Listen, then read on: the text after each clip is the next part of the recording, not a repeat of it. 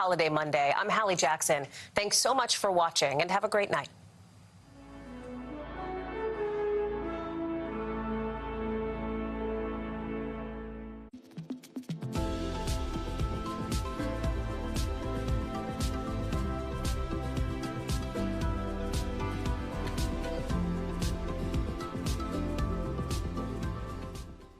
KUAM News headlines are presented by Calvo's Insurance, protecting Micronesia for 85 years. Matson and the Adai Itano program. Apply at matson.com and McDonald's of Guam. I'm loving it.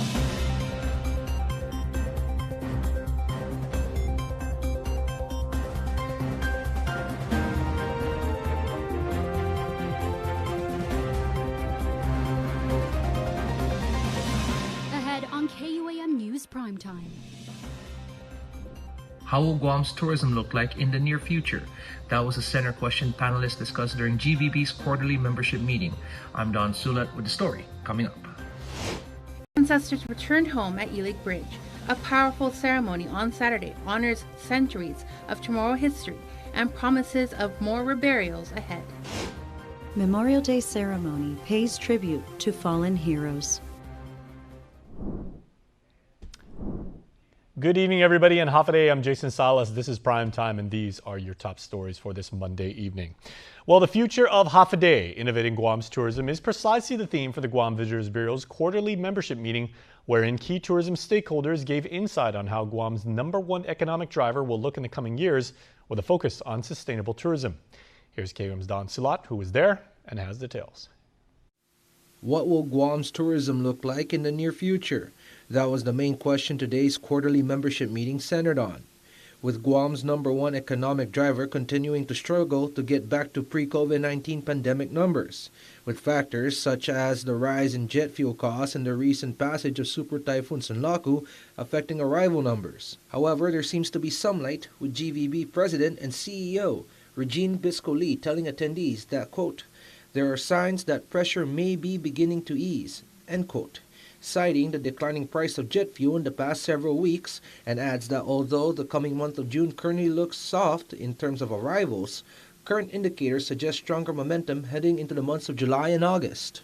The goal of today's membership meeting was really to hear from some of our stakeholders. So we had a really great panel join us today and really trying to take some of what they shared and also some of the participation from audience members, get their feedback and their suggestions on one immediate action that we can take, one action or vision for 2030, for the year 2030, and then also one concrete ask of GVB. The panel comprised of Leanne Abanales, Dot Miller, Dr. Austin Shelton, and Nathan DeKnight. A mutual consensus amongst the panelists was how Guam's tourism industry needs to be updated, with the GVB president telling the media about the Bureau's efforts to maintain sustainable tourism. You know, sustainable in terms of the growth. We always want to focus on arrivals, but what do we need to do sustainably to get there, and to also make sure that our visitors, when they come here, it's not an extraction. It's not them taking out, but it's also, you know, how they can leave Guam feeling a little bit differently, having an experience that's unique to our local culture, but also a way that they can give back to the community. One of those methods is shifting Guam to a more ecotourism approach. So we've been partnering with the Guam Green Growth Initiative to provide more opportunities for that, for ecotourism, which includes tree planting, which includes, you know, carbon capture in the future, and then also what you were mentioning, hiking trails, and really trying to double down on a lot of those efforts and get folks outside, out into the different villages, away from Chuman. You know, that's the kind of city center where they're staying, but we want to encourage them to go out into the villages to support a lot of our local businesses as well. For KUAM News, I'm Don Sulet. And it was quite the emotional return to rest for Guam's ancestors, as dozens of remains unearthed more than a decade ago were finally reburied over the weekend, honored with tradition, culture, and a sense of community. Jonah Gamcharfus has this next story. Saturday's reburial ceremony at Elig Bridge marked a powerful moment of healing as 57 ancestral remains were laid to rest inside 46 baskets at the Nafton Monument. The remains, originally unearthed during road construction in 2011, date back centuries, from the pre-Laddie era through the Spanish period. For years, they were carefully held by a private archaeological firm under federal contract until now. 15 years later, here we are. You know, but we're glad that we finally put them in their final resting place here at the tomb behind us. State Historic Preservation Officer Patrick Lujan says the reburial fulfills a legal and moral obligation, ensuring ancestral remains are returned to rest near where they were found. The ceremony brought together cultural practitioners, including young men, women, and children from several Guma under Iman Fafaguyan, Bailan Chamorro. Groups took part, reinforcing the connection between generations.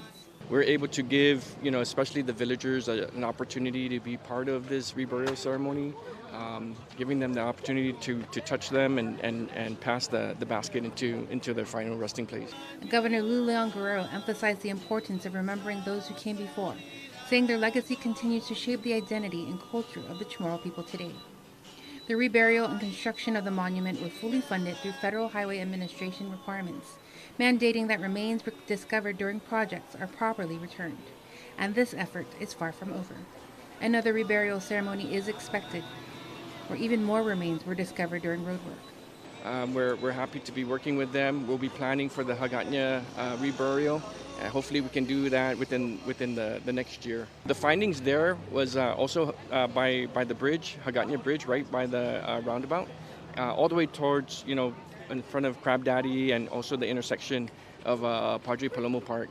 So within that strip, there was significant amount of remains that were found during that project. So, you know, that's our next focus, and you know, we're gonna identify the proper placement there soon, and you know, get them reburied as we should. For many in attendance, Saturday wasn't just a ceremony, it was a promise kept. A promise to honor, remember, and return ancestors home. Jonah Goncharfes, KUAM News.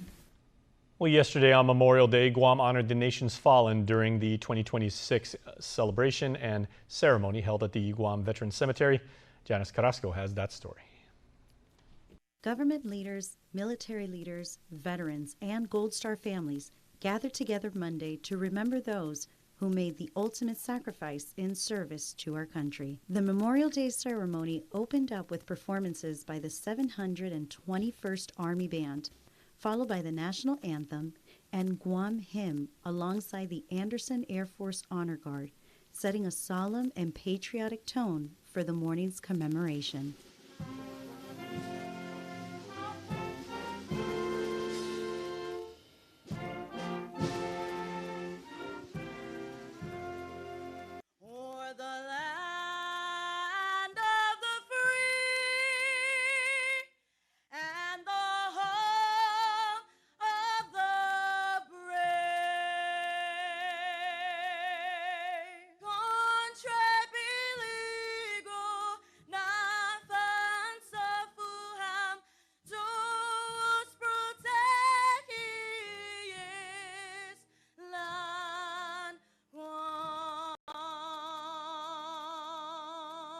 Joint Chief of Staff for the Guam National Guard addresses the ceremony. We recall the fierce courage of the Guam Insular Guard in 1941, who stood their ground against overwhelming odds.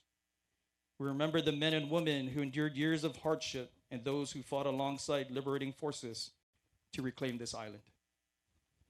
Since that time, the sons and daughters of Guam have answered the nation's call at a rate that stands as a testament to our enduring patriotism. Many of our own never returned to our beautiful shores. Their names are carved into stone, but their legacy is woven into our hearts and our purpose. To our Gold Star families here today, your presence is a humbling reminder of the enduring weight of this sacrifice. The medals and folded flags you hold are profound symbols of honor, but we know they can never replace the empty chairs at the dinner table. We can never fully repay the debt we owe your loved ones. But we promise you this: their names will not be forgotten, and your sacrifice will always be acknowledged by a grateful island and a grateful nation. To our soldiers, sailors, airmen, Marines, guardians, and our Coast Guardsmen, and to our citizens of this great island and our great country. When the mission grows difficult, when the hours are long, and when the horizon seems dark, draw strength from those who came before us. Next, wreaths are presented in remembrance of the fallen. We remember, we honor, we will not forget. Their service and sacrifice remains with us always. Janice Carrasco, KUAM News. Well, a June 1st trial date in other news in the murder case against Nicholas Wayne Moore has been vacated after last-minute legal and constitutional concerns were raised in court. Now, Superior Court Judge Maria Senzon ordered the delay following a hearing triggered by the Attorney General's office, which requested a closed-door discussion over undisclosed issues in the case. When proceedings reopened, the court set a briefing schedule giving both sides time to address those concerns, along with a separate defense motion involving ADA compliance that could impact Moore's right to effective counsel.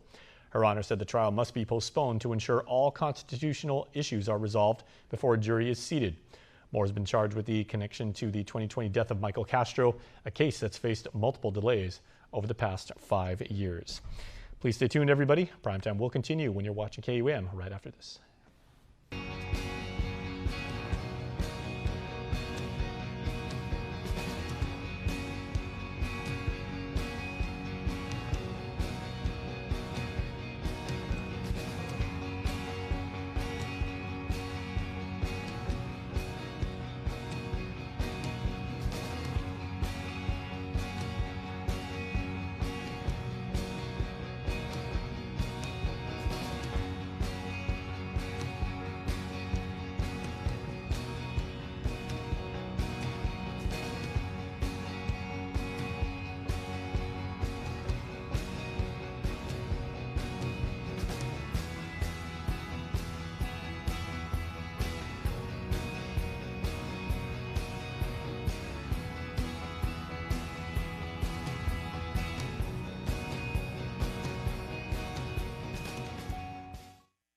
This Memorial Day, save big at Kmart. Upgrade your home with incredible deals on home appliances, including full-size refrigerators from brands like Hisense and Wizard, starting at just $4.99. Refresh every room with stylish, affordable furniture made for comfort and everyday living. And get the sleep you've been dreaming of with the new Eon Home Mattress Collection. All in stock and ready to take home today.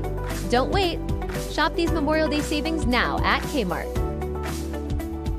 Don't need a work break, keep the smile on your face. The moments you can't replace, and I'll be around. Whoa. You can count on me. You can count on me for life. Wherever life takes you, we're always here for you. Calvo's Insurance. Count on us for life. I grew up on Guam. Sports shaped who I am, but representing our island on the national basketball team taught me the importance of community. After 10 years in Hawaii, working at Bank of Hawaii, I came home to give back and to lead. At Bank of Hawaii, we're passionate about helping everyone in our community create a better life for themselves and their families to reach their possible. I'm Mike Sakazaki, and I can't wait to help you reach yours. Anything's possible. Reach your possible with Bank of Hawaii. Welcome back to Primetime, everybody, here on KUAM. There's another major milestone for Guam's endangered wildlife, as just days after Typhoon Sinlaku, the Department of Agriculture's Division of Aquatic and Wildlife Resources has announced the successful hatch of a sea heck chick. The first time in agency history that one of the creatures has hatched through artificial incubation. As the storm approached, staff moved birds indoors, including a sea heck egg that was already under incubation. And when conditions worsened about a month ago, that egg was transferred to an incubator, a decision that ultimately paid off. Now the young chick, now over a month old, is striving and has been confirmed to be a female, which is a critical boost for the captive population. Officials say the hatch is a reflection of years of training and preparation and a sign that local expertise can drive conservation efforts forward, even in the face of major natural disasters. And the good news continues as a koku chick, Guam's native Guam rail, that also needed help after the storm, is now recovering and doing well itself. For conservationists, it's a rare and powerful win, bringing new hope for the future of our island's native species. As for the human race, the University of Guam celebrated 369 graduates during its Spring 2026 commencement ceremony and Mingilao at the Calvo Fieldhouse, marking a milestone shaped by resilience sacrifice, and a spirit of community. The class of 2026 includes over 300 undergraduates and 60 graduate degree recipients with strong representations in criminal justice, nursing, business, the sciences, and civil engineering, fields critical to our island and the region's workforce. Now, more than half of the class, 194 in all, earned academic honors. President Dr. Anita Borja Enriquez praised the graduates for overcoming the various challenges from the pandemic to typhoons, reminding them, and I quote her now, "Resilience is not something we talk about, it is something we live." Valedictorian Shasha Shea reflected on her journey from Taiwan to Guam, calling UOG a community that helped her grow and belong, even though she experienced island-wide disruptions. Commencement speaker, author Edwina Findley challenged graduates to dream beyond their limitations and to use their talents to serve humanity. From future educators and healthcare workers to engineers and public servants, this class steps forward ready to make an impact across Guam, Micronesia, and beyond. And as part of my class, which graduated 30 years ago from UOG, congratulations to this year's Tritons. All right, one of the things that was so wonderful about this new generation is how they're taking ownership of their culture and showing respect in sharing knowledge about their heritage. So we're going to head back to the Guam Museum downtown for this week's Manatataumona Moments, produced by Kay Kitachai, to see how the island's youth are honoring the symbol of our ancestors and the rich story that comes with it. Wahusi Tonya, Wahusi Madison, Wahusi Marie, and this week's Manatataumona Moment features the Lati that have been returned home after spending the last 100 years at the Bishop Museum in Hawaii. More than 100 years ago, an amateur archaeologist working with the Bishop Museum in Hawaii, along with military personnel, removed the Lati stones from ancestral villages like Ipau and Urunau and sent them to the Bishop Museum. After decades of persistent effort by people from Gahan and the Sinamai, and also with the support of Bishop Museum staff working there today, these Lati have finally returned home. As you may know, the Lati are made up of two parts, the haligi, which is the upright pillar, and the taso, which is the capstone. Together, they supported the guma and served other purposes. The weight of the guma actually helped hold the tasa and haligi together, and probably provided other protection as well. We invite you to visit these Lati that have returned home. The haligi and larger tasa are, as you see here, in Skinner Plaza, and the smaller tasa are in the Guam Museum Garden. Take a moment to feel the strength and spirit of Manatataumona, who carved and used them. Arriving passengers at the A.B. Wanpat International Airport are now being greeted by the island's next generation of talented artists. GVB, in partnership with the Guam International Airport Authority, has unveiled the winners of the 2026 Guam Youth Art Contest, part of Tourism Month celebrations. Now, more than 100 students from 14 schools submitted original pieces inspired by the theme, "What does the Hafaday spirit mean to you?" They captured Guam's culture, hospitality, and our signature island pride. And top honors went to Siho Lee of Harvest Christian Academy, Colin Anthony Griffin of Santa Barbara Catholic School, and Amanda Solomon, also from the home of the Spartans at Santa Barbara. Selected artwork is now on display through the airport, offering visitors a colorful and meaningful first impression of Guam, straight from the hearts of our youth. Congratulations to all of them. Great job. And in tasty news, traditional tomato flavors are making a sweet impression overseas. The Guam Visitors Bureau once again brought a taste of the island to Tokyo, showcasing local desserts at one of Japan's largest food festivals, the Kanmen Grand Prix. Held in Komazawa Olympic Park, the event drew about 16,000 people, with GVB serving up favorites like banana donuts, mana tart, and latita from a Guam-themed food truck. About 1,000 visitors stopped by the booth, experiencing island culture and sharing their visit on social media, with many saying they now want to come and visit Guam. The showcase also included a stop at Meikai University as GVB continues to promote Guam's culture and cuisine to the market in the land of the rising sun. And from education, in just 4 days, we are going to know who the most outstanding public school educator is, as the GDOE Teacher of the Year will be announced on Saturday. But until that time, you want to check out our Facebook profile at KUAM News, where throughout the week you will be able to cast your vote for the People's Choice category. Now, all you need to do is hit the like button on the one or more finalists that you think does an exceptional job preparing our kids for success in life. This year's finalists, of course, are Untalan reading teacher Mabjud Borja, JFK marine biology instructor Carolyn Haruo, and Simon Sanchez English and language arts teacher Jonavi Abaya. Congratulations and good luck to them all. Now for a look at your world at home. Here is a very solemn place on our island as Memorial Day week continues. It's the Gold Star Memorial down in Hagåtña.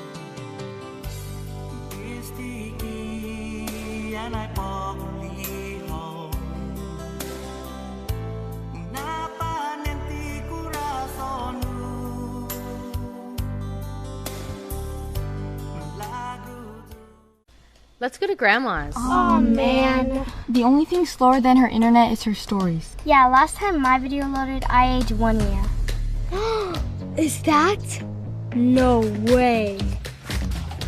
Woo! Awesome. Grandma, your internet slaps. Sign up for GCA Fiber today and get grandkid approved internet for as low as $75 a month. Hey, let's go. Oh man. Everyone has goals. Saying yes helps you get there. Retirement, huh? Yes. When is it your turn? I'm working on it.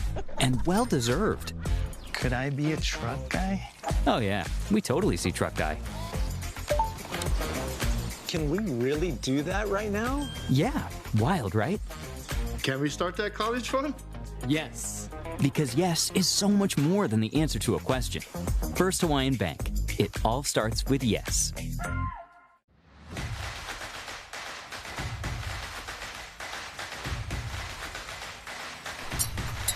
Tonight's sports feature is brought to you by Cars Plus.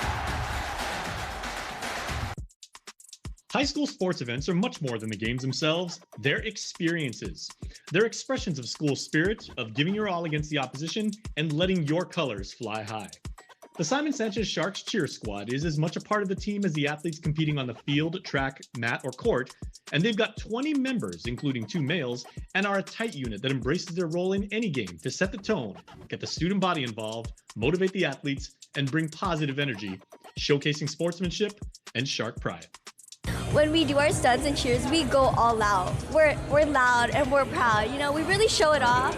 Even with just uniform, we're very professional. We're very on point, you know. That's how we show ourselves, and, you know, we're just the Sanchez cheerleaders. We practice every day, almost every day after school, so it's really hard for us to stay up and just have that energy, but the team really lets us be ourselves, and it's a really welcoming environment, so we always carry that energy with us. Like, male cheerleaders are like showing that cheer is not just for girls, but it's like multi-gender. Yeah, track and maybe also wrestling. And I think we should try different sports. My favorite is probably also basketball. Like, it's pretty fun to watch and it does get competitive, so I enjoyed like cheering at them. And with the school year winding down, the cheerleaders held their own senior night, a formal banquet in Tumon to honor the soon-to-be graduates. You know, I'm proud of each and every one of the girls, especially being alumni from Sanchez that I just graduated from last year. Just seeing them grow and, you know, making that promise that I'll come back again next year to try and become a coach. And, you know, a lot of the girls did really cool stunts this school year. They really brought out the energy and I'm proud of them. So I hope to see all of them next year as well. I'm very grateful for all of them. They do so good. They improve as we go. And I'm just happy to be here with them. Now, cheer isn't just a one-quarter activity. Cheerleaders do their thing and train year-round across a variety of sports, in all sorts of venues, and in any condition. It's a unique level of positivity and grit. A lot of them come from like dance team and a lot of them play sports as well. So because our cheer team is all around this school year, some of them take the time to do other sports, but they do come back to do cheer as well. Oh, I feel like the sport that is like really competitive and I really enjoyed cheering at is definitely basketball, just because I think it's just like one of the sports that cheering is really like meant for it. Basketball is really fun to cheer at. And volleyball is more like hard to cheer at because like the times we can call out cheers. Basketball only because it's also a really popular sport within our school. What are the challenges of actually competing outside and doing football when the crowds are so far away? I would definitely say it's the fact that it's outside. It's harder for us to make our voices be heard. Cheerleading is also a very dynamic responsibility, as the team has to feed off the crowd and recognize the situation and evoke the perfect routine for that moment. One of the best things that I'm able to help is I understand all the sports, so I know when they should be calling what certain cheer, if they're on defense or offense for certain games. So a lot of them still look to us to be able to guide them to understand which cheer, when to cheer it, and how to cheer it. Who cheers for the cheerleaders? We do! We cheer for each other. Yes, we're always here for one another. And this is especially true for Sanchez's biggest rival, who, because of double session, they also happen to share a campus with. Our biggest rival right now is the JFK, because when we cheered against them, we didn't know what we were up against since we didn't really see them cheer before. But although they may be our biggest rival, they're really supportive. And I feel like that's like the most important thing between other cheer teams, because like you're there to support each other. So this Shark Cheer squad finishes a successful year and ends with smiles, the way it should be, and the best way they know how. Now it pays to spread the Better Together experience. With our brand new referral program, you can earn up to $150 in account credits for every referral you bring in. That's right, family, neighbors, friends, even your coworkers. Just pass them your account name and account number. When they sign up for Docomo Pacific service and drop your info, cha-ching! Credit applied. So spread the word and start stacking those savings. Additional conditions may apply. Docomo Pacific, we're better together. Freedom, that's a cheap thing. Freedom to ignore this, that's a cheap thing. Sacrificing facial hair to nature and involuntary blood donations, cheap things. No one signs up for an 800-pound bear chase. But if it happens, cheap thing. VIP parking, exfoliating, treating gravity like a suggestion, saying, it'll dry. Free-range parenting, forgetting if that's a moose or an elk, all cheap things. Remembering without saying it. Couldn't be more of a cheap thing.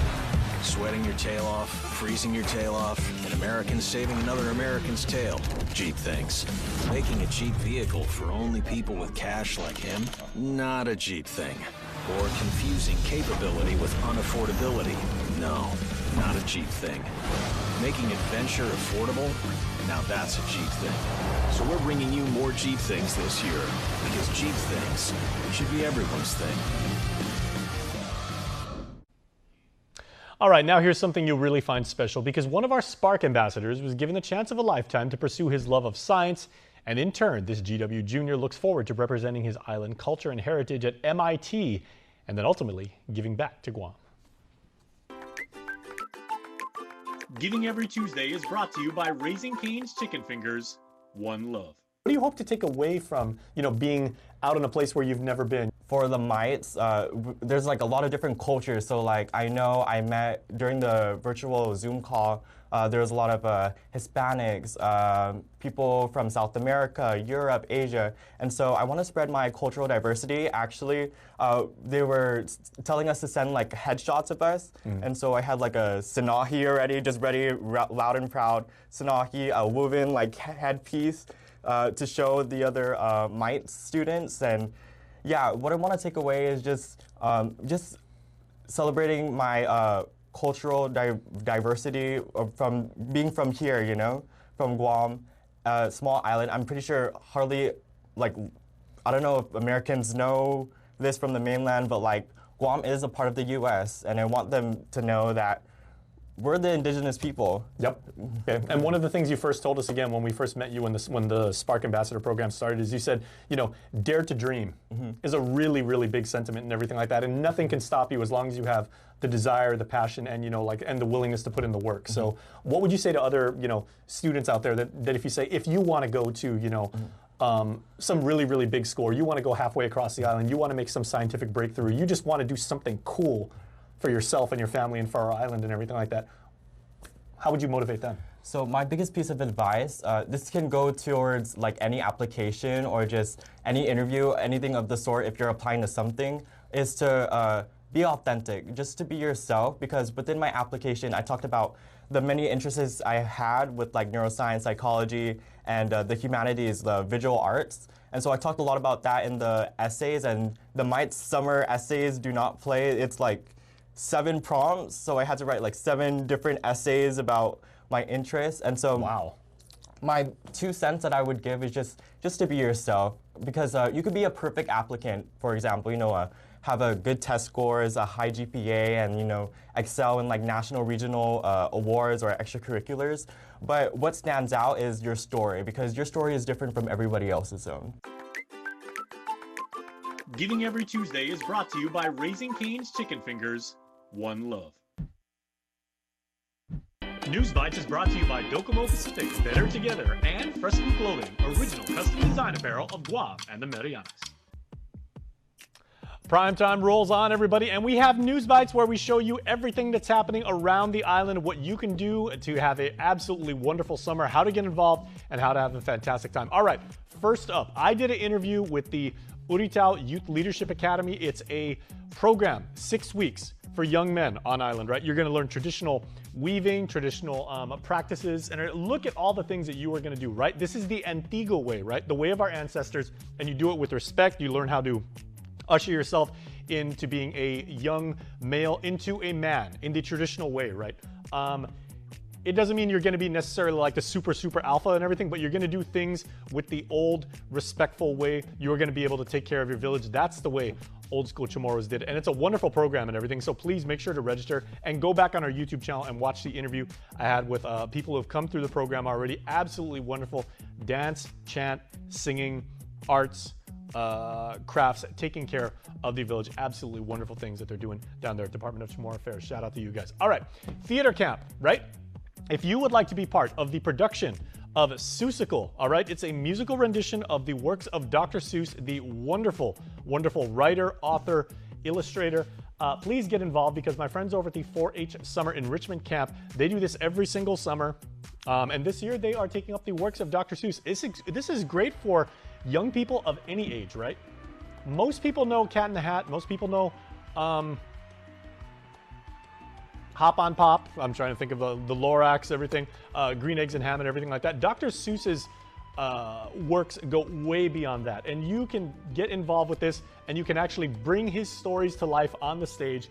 And when you are done with this program, you are going to put on a production of Seussical the Musical. Can't wait to see this. I'm super excited for that. And then Project U is going on for a good part of the summer. It is our friends at the Guam Police Department, the wonderful men and women that have taken up this program, and they are leading it, and they're leading by example, teaching our young people to make smart, wise decisions, to take over the community, to take ownership of it. Absolutely wonderful. They are raising the next wonderful generation of island leaders, so please make sure to get involved. And if you need service learning for you guys, like you incoming seniors, you want to get service learning hours for any of the stuff, reach out to any of the events we have on News Bites, because I always ask, and I was like, hey, can students get service learning hours for this? Most of these you can. So if you guys want to get a jump on senior year, make sure to get involved and give them to your advisor. Speaking of seniors, congratulations to the Stars. I spoke at their graduation last Saturday. Absolutely wonderful graduating class. And of course, congratulations to my Sharks who graduated today. Black and gray all the way. All right, here now are your birthday shout-outs. Birthday number 19s are extra special, and Caleb Isus and Nicholas Ariola is turning 19. Well, turned 19 today. Caleb, may the dear Lord bless you with his continued gracious guidance. We love you. Say Mommy, Sage, Seth, Levi, and Lauren. And then you know what? There was a party in the back in our sales department today because Tori Guerrero has a birthday today. And Tori's been with us for a little while right now. Her smile lights up a room. Her laughter is super infectious. And we love having Tori as a part, not just of our work team, but as our family here. So Tori, we hope you have an absolutely beautiful birthday, and we continue to celebrate you. Want to wish your special someone a happy birthday? Just click the QR code here on your screen or email birthdayclub@KUAM.com. That's your news, everybody. Thanks so much for watching. But first, the sights and sounds of this weekend's Mango Festival down in Huggett.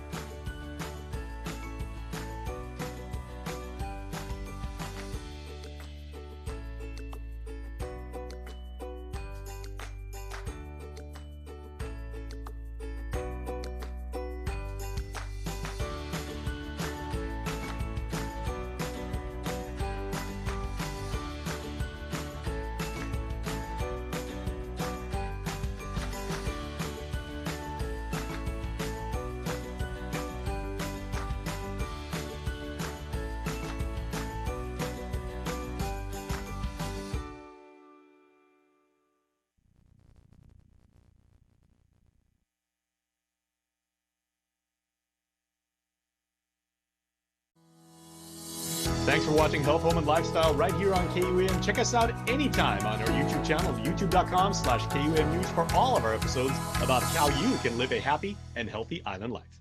Hafa Guam, and welcome to another episode of Health, Home, and Lifestyle. I'm here today at the Guam Museum, where they have this wonderful exhibit about self-determination, a long-standing issue on our island, the right to choose. And come down here, you will be inspired, you'll be educated about the history behind this very, very landmark decision that has yet to be made. It still continues to be argued, but very important to our people. And because this is a show where we give you information, education, and context about how to live a happy, educated, and healthy island life. Here's what we got for you this week.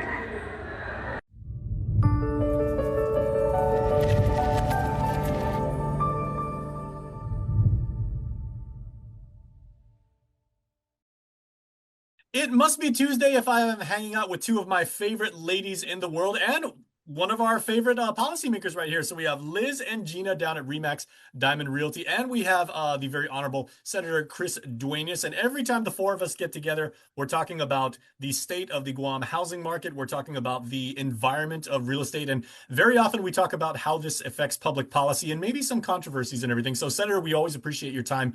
We understand these days there's not a lot of it. So we are greatly appreciative of that, what you can give us. Oh, we're glad to be here, Jason, and always glad to be here with the real estate folks, particularly these two fine ladies. So I'm appreciating this opportunity this morning. Yeah, especially when it's graduation season, because these two are grandmas and they got a lot going on in their families. So ladies, I mean, you're wearing smiles right now, but that does kind of belie a big concern you guys have about an issue that we've been talking about on this show for many, many months. Right. We feel that when the nitrate system law came into effect, that it would spur more housing activity for people to build their homes in the northern area. However, what we're finding is, I think in our last conversation with David Damian, that they were only able to approve about 10 permits under the nitrate system, and then it stopped. Because they were still working on the rules and regulations. And that's where we are right now, right, Senator? Where we can't move forward until those, according to EPA, we can't move forward until those rules and regulations are passed. Yeah, Jason. So when we introduced when the bill became law, that allows now for the Type 4 nitrate reduction system over our northern waterlands. The issue, of course, the bill passed and signed into law. And one nice thing is the law allowed for a 1-year period to which EPA could be approving the system. But then as they promulgated the rules and regs, which was supposed to be done in a year as prescribed by the law, now we're going into about 2 years by the time it will go into effect. So we call them the lucky 10 individuals that were able to get approved within the 1-year time frame while the bill became law. And we were hoping to have the rules and regs, but they were just transmitted on the same day that I sent a letter to EPA asking for the status. And so now that I will be conducting a public hearing on the 29th, I believe at 8:15 in the morning, to be able to publicly hear the rules at the legislature, and then we can either adopt through a session, or we can allow it to lapse into law over 90 days, or we could debate it on the floor. So really, probably to the folks out there that are waiting on this system to be able to build their homes, probably 3 months away, and God willing.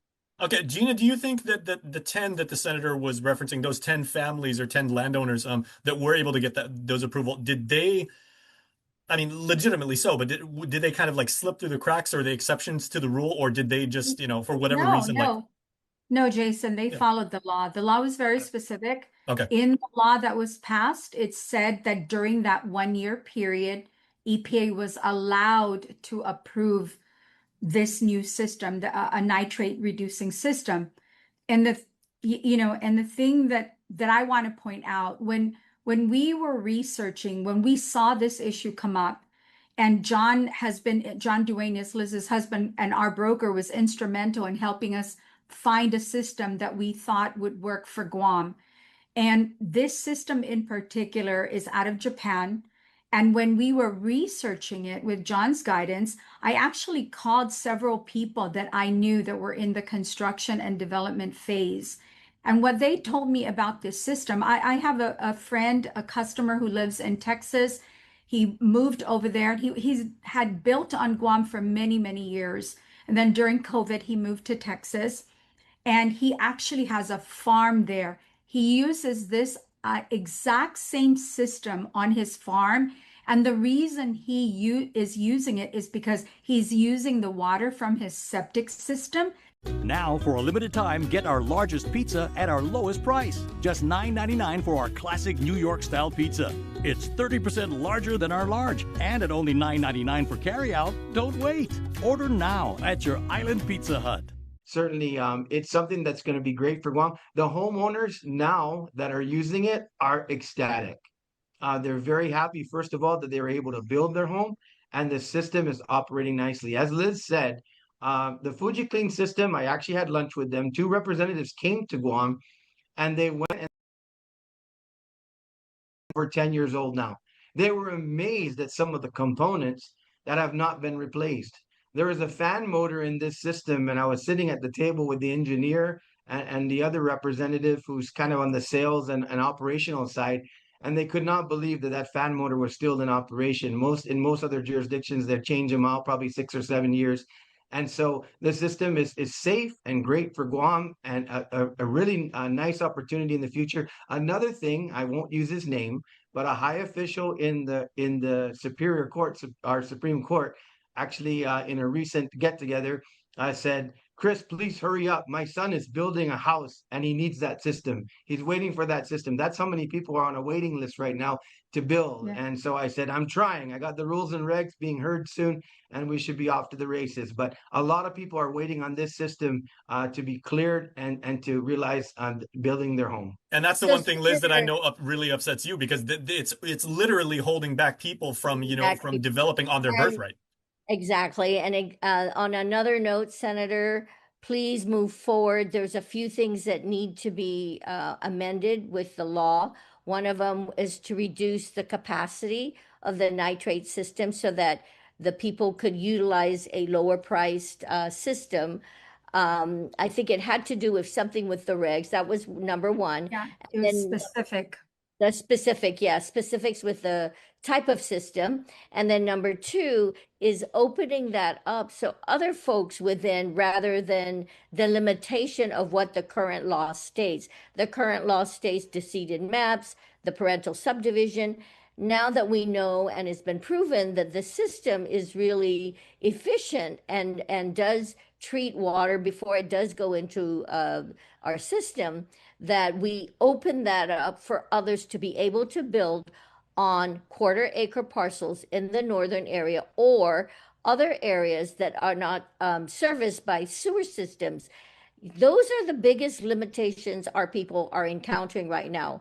There's no sewer, they're unable to build, so it's holding people back. So if we amend the law to include those areas, knowing that we have a reliable system, please move forward with it. Certainly. We'll look at all things. Jason, when I sat down with the representatives from Guam Association of Realtors, I told them my goal was to prove that it works. And once we prove that it works and we got something in place that's absolutely something that the island needs, then we can have the energy behind us to move forward and expand. And so we will do that. I want to make sure that we get these rules passed and get underway, and then move forward to get it rolling out. But Jason, in a lot of other areas, and the people that I've talked to, and like Liz says, with different systems, a representative in North Carolina that has the same concept but a different system, but they generally actually use it on subdivision capacity because of the fact that the economies of scale. They actually have footprints of development where there's anywhere between 20, 30, sometimes 50, maybe 100 homes. I was just about to ask, do these Yeah. systems come in maybe like modular or multi-dwelling like formats and everything like that, where they could like facilitate maybe a cul-de-sac, if not an entire neighborhood, but could multiple households actually take use of this technology? It certainly is. And yeah, go ahead. Go ahead, Gina. Jason, when we were talking about this system, I think, we're focusing on the idea that this system is important so people could build.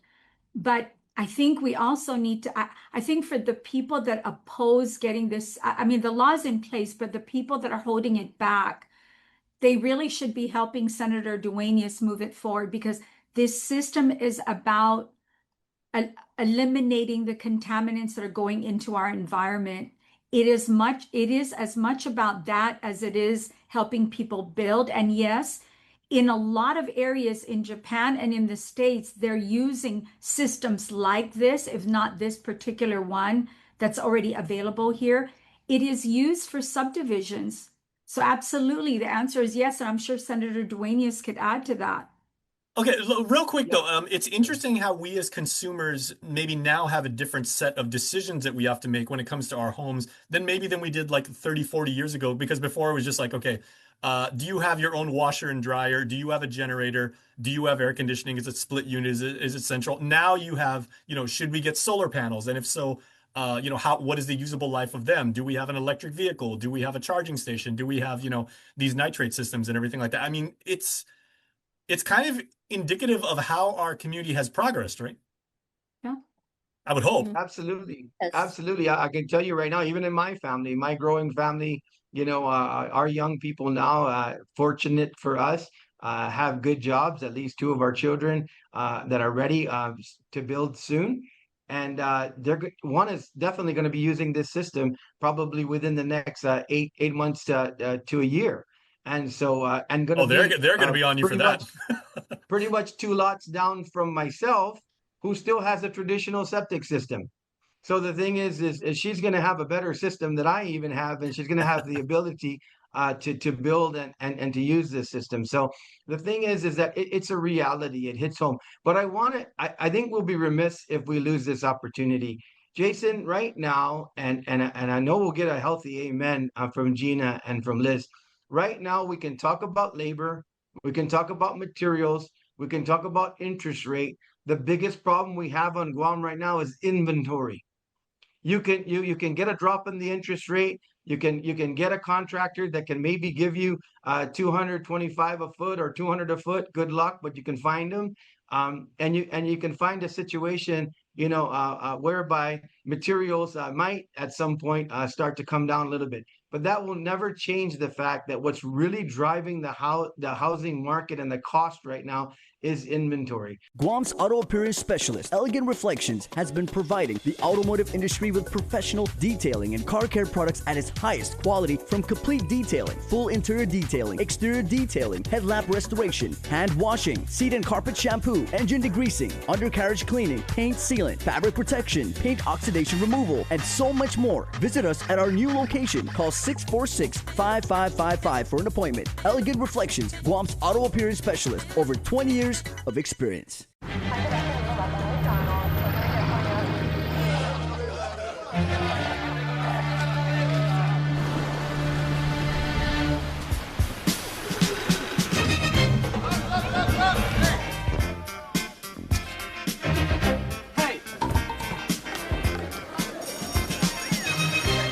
Drinks aren't new at McDonald's. Coffee? Until they are. All new drinks are here. Weekly Renewal is brought to you by Calvo Select Care. I am here with a friend, partner, and a mental health, suicide prevention awareness, as well as a Pilates teacher, Jezreel Moyman. A bunch of other things, right? Welcome, Jez. Thank you. Thank you for having me. Thank you so much for being here. I know usually we have these discussions in May, yes, when we're talking about mental health, specifically mental health, suicide prevention awareness. However, any time during the year, it is important that we discuss and have these conversations openly about holistic health, which of course, mind, body, absolutely, energy, soul, whatnot, right? So let's start first with what got you into the field of mental health awareness. Yes, so I think it's 8 years now. I think we do this every year, which I love and I look forward to. So I believe it's been 8 years since I lost my brother to suicide in 2017. So that's really what stemmed the inspiration, aspiration for me to just kind of delve into this world of mental health and suicide prevention. And to this day, he obviously remains a constant for why I'm so very active in advocating for both of those. So, isn't it interesting how it's those elements in life when you're challenged, when you're struggled, how they say pain brings your power or brings your purpose. Pain to purpose. And I think that's what I channeled was, it was, and I want to say to this day, it's probably the most intense pain I've ever felt. And instead of like crying, not that that's bad, I just kind of, I wanted to do more and I wanted to turn that pain into some kind of purpose. And I think to this, like that's really been my motivation as to why I continue to learn and continue to do what I do in the community. Well, I'm glad you brought that up because grief shows up differently for everyone. There's no right way to grieve or wrong way, or you know, sometimes oh, it's already been a year, and it's like, okay, and this is my process. Yes. And it's important that we all know that we're processing it in our own way. So can you speak on that a little bit? Because I do know in our culture, our beautiful culture, there is still a little bit of that stigma. Don't talk about it. Don't show the emotion. You know, it's kind of old school, but still, there's still some of that layer of hold your emotions back almost. And I'm glad you brought that up because I think throughout my journey and what I experienced is exactly what you said is no two people grieve the same, right? So in my family, granted my siblings and I experienced the same death, we didn't process the death the same. Right. I'm the type where I speak about it and it's a form of healing for me, whereas my siblings, they just prefer not to. It's a matter of comfort. So the stigma that exists in our culture, I always tell people you can't fault the past generations for how they feel. It's just a matter of unlearning to relearn. And that takes time. And at the same sense, for example, my grandma's generation, right? It was really hard on them where they weren't given tools or they weren't really given a platform to be able to speak about their feelings. There was kind of that hush hush. We don't talk about it. Especially Guam is a very dominant Catholicism-based culture, so sometimes it relates back to faith, right? And how we just don't speak about it. Cling to your faith. Yes, but I want to say that post-COVID, I think really opened up that door or conversation to people to be a little bit more, what is the word? Accepting of it. I think during COVID, we all kind of dealt with our own mental health challenges that really did, I want to say the best part about it was just allowing people to have conversations about what we went through. Just open to Absolutely.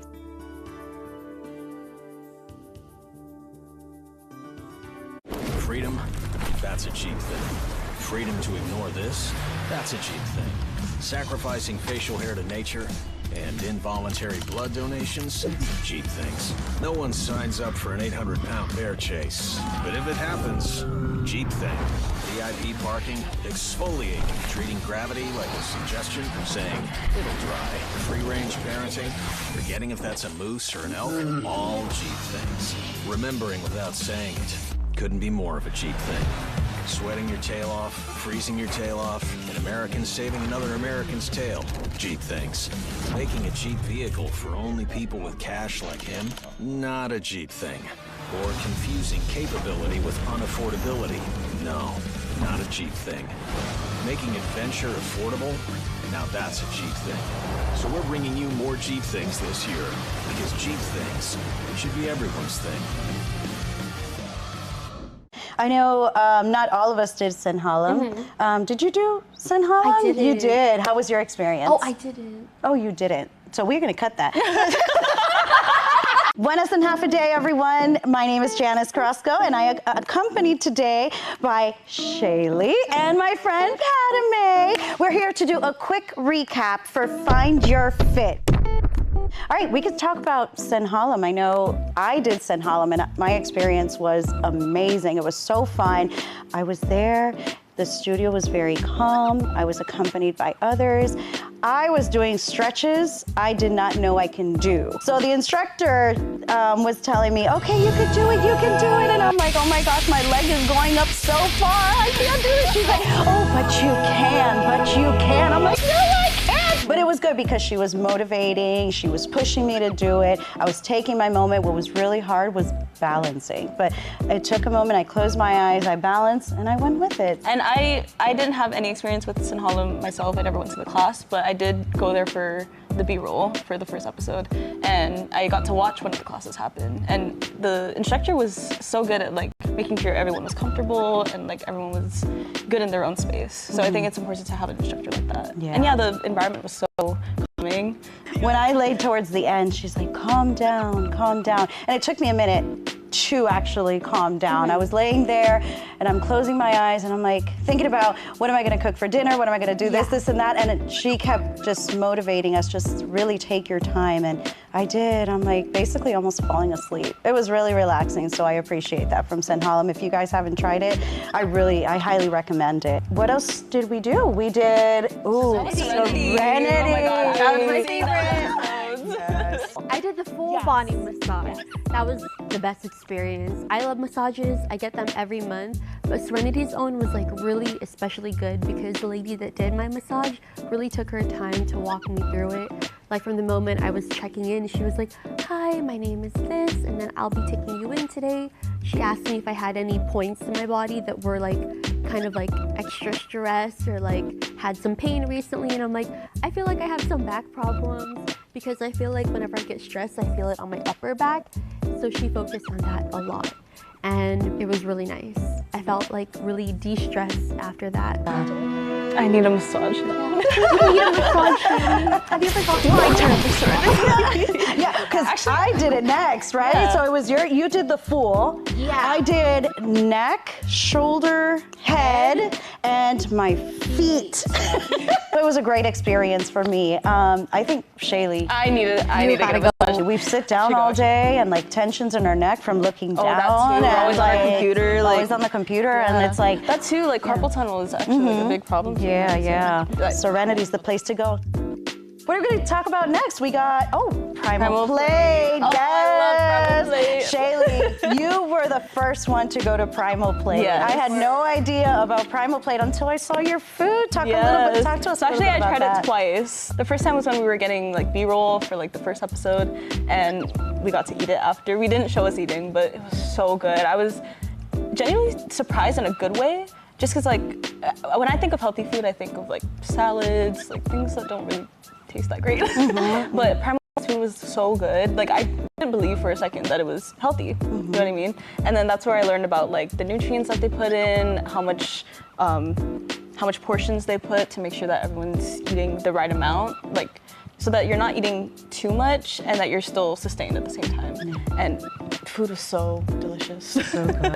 When I had it and I did Primal Plate, I didn't know anything about Primal Plate. So we were already doing like the gym and we were doing the spa. I'm like, we got to do Primal Plate. So it's good to mix both together. The exercise, because just because you exercise and then, I exercise, I can just go eat whatever. That's not the case. No. You need to combine both in order to see faster results. You need your fiber, you need your protein, you need all of that. So I absolutely love Primal Plate. I will definitely use them again. And the convenience. The convenience. You don't have to cook. Like, you just pick it up or they deliver to you. They deliver to you. So that was really, really good. That we don't have time. We have stuff to do. We don't have time to go out and pick up the food. So they gladly, conveniently send it to us or deliver it to us, and we don't have to get up. And you might be thinking that it's all talks, but truly, like, once you start, you'll feel yourself, like, starting to feel better about yourself once you just get on that train and you keep going. Honestly, before I tried Primal Plate, I was not eating healthy. But now I'm starting to do low sugar. Like, I started getting black coffee. These guys know. Yeah, like once I started that journey, I was like, I'm going for it. Should we call today? But just like an overall experience, I think it was very beneficial just to have a little bit of all three worlds in order to have good fitness, feeling more energized, and most importantly, thinking